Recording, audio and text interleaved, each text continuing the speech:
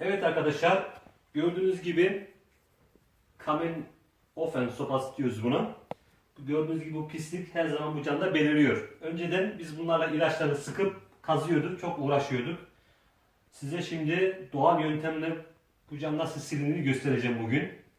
Ben de bir yerden baktım, bu arkadaşlara paylaşıyorum. Öteki arkadaş biraz kompleks set anlatmış, bilmem ne fıs fıs fıs sık diye, cam sil bilmem ne, onlar hikaye. O yüzden bez alacaksın önce.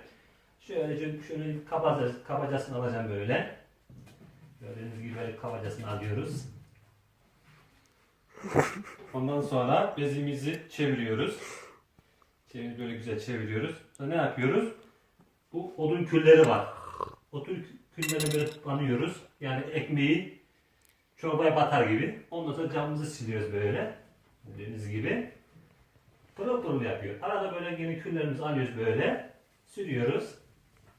Gördüğünüz gibi sobanın isi kalkıyor. Daha ilaca para vermeye gerek yok. Gördüğünüz gibi böyle. Bastırıyoruz böyle. Tabi arada böyle tekrar alacağız böyle. Gördüğünüz gibi.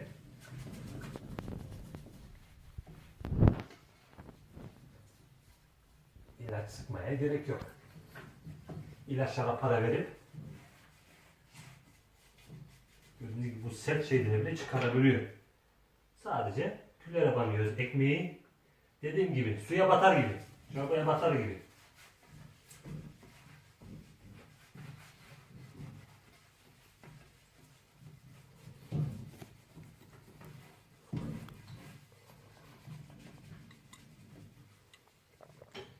Şimdi farkı göreceksiniz.